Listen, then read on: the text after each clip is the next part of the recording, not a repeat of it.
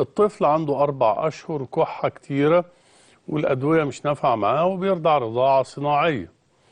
طبعا ال4 شهور بتواجهنا مشكلة حقيقية، لأن الأدوية والأعشاب احنا طبيعة تغذية ما بنبدأهاش غير بعد الشهر الرابع، ففعلا بتبقى فترة حرجة إن أي أعشاب وأي أدوية، احنا زي ما بنتكلم في البرنامج احنا في مواد بكتيريا نافعة في الأمعاء مش عايزينها تروح.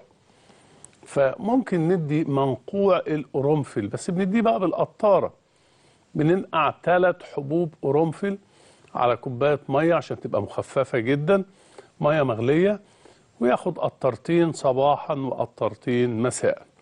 القطارة لا تتجاوز السنتي، سنتي ونص مية اللي هو فيها القرنفل، هتعالج الكحة بإذن الله تعالى.